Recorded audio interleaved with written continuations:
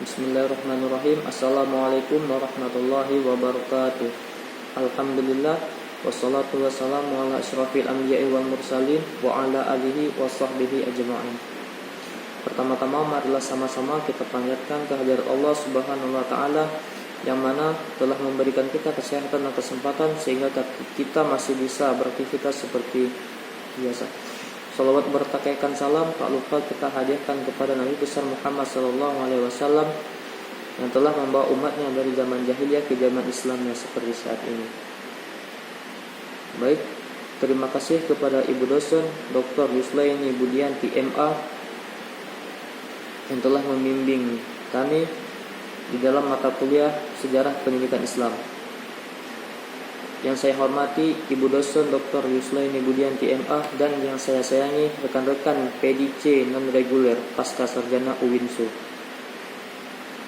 Baik, saya di sini akan menjelaskan mengenai sejarah pendidikan Islam pada masa kerajaan Gowa.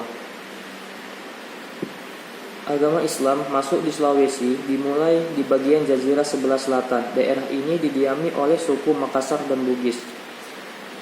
Abad ke-16 berdiri di daerah itu Kerajaan Gowa yang meliputi seluruh daerah-daerah kediaman suku Makassar. Kerajaan mula yang berdasarkan Islam di Sulawesi adalah kembar Gowa Talo pada tahun 1605 Masehi. Rajanya yaitu Imail Kang Daeng Mayangri. Masuk Islam berganti nama menjadi Sultan Abdullah Awalul Islam. Setelah Raja Gowa Alauddin masuk Islam, dalam waktu 2 tahun, seluruh rakyatnya masuk Islam juga. Mubalik Islam yang berjasa adalah murid Sunan Giri. Yang pertama, Abdul Qadir Khatib, tunggal bergelar Datu Ribandang, berasal dari Minangkabau, Padang. Dibantu oleh Datu Sulaiman alias Datu Patimbang dan Datu Ri Tirto alias Khatib Bungsu yang telah berjasa menyuburkan Islam di Sulawesi. Paling berjasa di antara mereka bertiga adalah Datu Ribandang. Mengapa? Karena beliaulah yang mengadakan penghubungan dengan Raja Gowa, sehingga Raja Gowa masuk Islam dan berganti nama. Bersama dengan baginda wasir besarnya, yaitu yang bernama Karayeng Matopia, memeluk Islam juga. Kemudian diikuti oleh pembesarnya dan rakyat pada umumnya. Pengaruh Raja Gowa dan Talo dalam dakwah Islam sangat besar terhadap raja kecil lainnya seperti Kerajaan Wajo, Sopeng, Sindereng, dan Ternate. Setelah Kerajaan Gowa memeluk Islam, dalam waktu tidak lama daerah selatan Pulau Kalimantan telah memeluk agama Islam juga. Kemudian Kerajaan Gowa menaklukkan Kerajaan Bone, Bima, Sumbawa, dan Buton, yang mana semua ini terletak di daerah Nusa Tenggara. Gowa Talo merupakan kerajaan kembar yang saling berbatasan, biasanya disebut dengan Kerajaan Makassar. Terletak di semenanjung barat daya Pulau Sulawesi, daerah transit yang sangat strategis.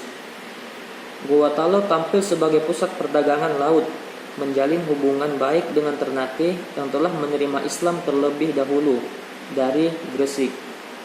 Sistem pendidikan Kerajaan Gowa yaitu berupa madrasah, tetapi masih sangat sederhana, belajar tentang menulis dan membaca Al-Quran, hukum tentang kesucian individu dalam menghadap Tuhannya. Adapun madrasah di Sulawesi yaitu Madrasah Al-Khairat, Madrasah Tarbiyah Islamiyah, Madrasah Darud Dakwah wal Al-Irsyad. Pada masa pemerintahan Raja Gowa ke-10, dikembangkan keterampilan seperti pandai besi, pandai membuat besi, pandai membuat bangunan rumah, perahu, pembuatan sumpit, senjata, dan lain-lain.